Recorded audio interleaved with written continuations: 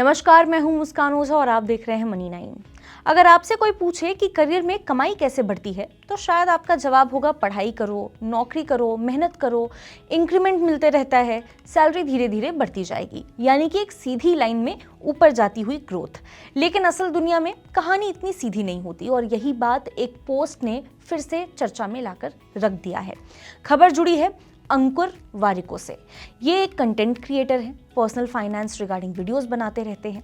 जाहिर सी बात है, बहुत पॉपुलर है। अब इन्होंने अपनी 30 साल की कमाई का पूरा सफर शेयर किया है और ये दिखाता है कि इनकम का जो ग्राफ है वो सीधा ऊपर नहीं जाता, बल्कि कई बार नीचे गिर करके ऊपर जाता है, यानी कि उतार चढ़ाव बना ही रहता है।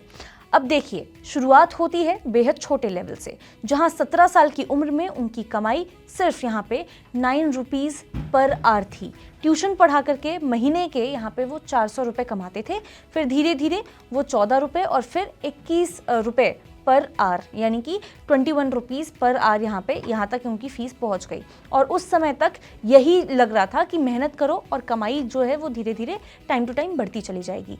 लेकिन असली जो मोड़ है वो तब आता है जब वो पढ़ाई के लिए अमेरिका गए और वहाँ स्टाइपेंड के जरिए उनकी कमाई अचानक 200 रुपये प्रति घंटा, यानी कि 200 रुपीज़ पर आवर तक पहुँच जाती है, जिससे लगा कि अब सब सेट हो गया है। लेकिन कहानी यहीं पे सीधी नहीं चली, क्योंकि पीएचडी छोड़ करके भारत लौटने का फैसला उन्होंने लिया और कमाई फिर से वापस गिर करके 134 रुपये प्रति घंटा हो गई, यानी कि पहला झटका यहीं से मिलना उनको शुरू हुआ। लेकिन असली जो रीसेट जो है इसके बाद आया, जब उन्होंने एक और बड़ा कदम उठाया इसके आगे। एमबीए करने का फैसला लिया, जिसके लिए उन्होंने लोन लिया और उस दौरान उनकी जो आर्ली इनकम है वो एक्चुअली नेगेटिव हो गई, यानी कि वो 33 रुपीज़ पर आवर के हिसाब से नुकसान में थे, जो बाहर से दिखने पर एक गलत फैसला लगता था।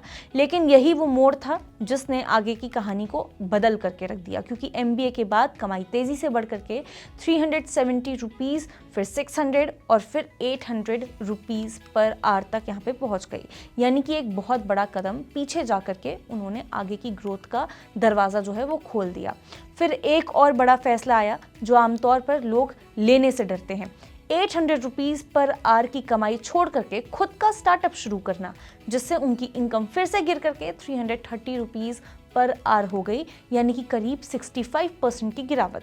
लेकिन 3 साल बाद यही फैसला उन्हें ग्रुपॉन इंडिया के सीईओ की कुर्सी तक लेके गया, जहां उनकी जो कमाई है वो 4000 रुपीज़ पर आवर तक यहाँ पे पहुंच जाती है, यानी फिर वही पैटर्न, पहले गिरावट फिर बहुत बड़ा उछाल। इसके बाद 2020 में उन्होंने एक और रीसेट लिया, जब उन्होंने एक हाई पेइंग लीडरशिप जॉब छोड़ करके यहाँ पे कंटेंट और टीचिंग का काम शुरू किया। इस बार मकसद सिर्फ ज़्यादा पैसा कमाना नहीं था, बल्कि एक ऐसा सिस्टम बनाना था जहाँ कमाई सिर्फ उनके काम किए गए घंटों पर निर्भर ना हो।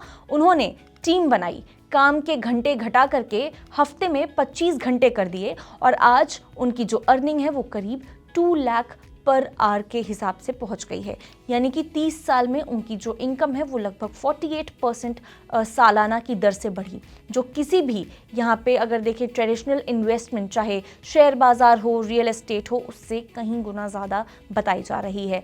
अगर पूरी कहानी का असली जो मुद्दा है वो अगर आप समझने की कोशिश करें, वो है इनकम ग्रोथ। देखिए, इनकम ग्रोथ सीधी लाइन में नहीं रहती है। हमें लगता है कि बस धीरे धीरे धीरे करके इनकम ग्रोथ है जो हमारी हो जाएगी, बट ऐसा नहीं होता। कई बार उतार चढ़ाव हमें लाइफ में देखने को मिलते हैं, कुछ ऐसे सर्कमस्टेंसेस होते हैं जो हमारे हाथ में नहीं होते हैं।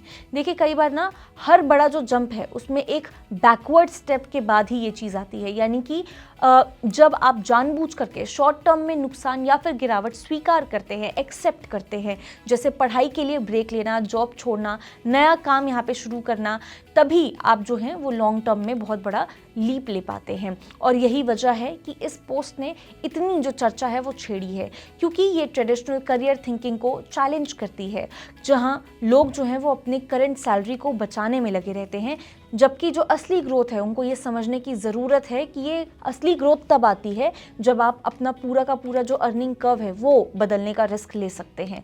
बाकी आपका इस पूरे मुद्दे पर क्या सोचना है, क्या कुछ कहना है, आप अपनी राय हमें कमेंट बॉक्स में ज़रूर बता सकते हैं। ऐसी ही और पर्सनल फाइनेंस, बिजनेस, बैंकिंग और गवर्नमेंट पॉलिसी से जुड़ी खबरों के लिए देखते रहिए मनी 9।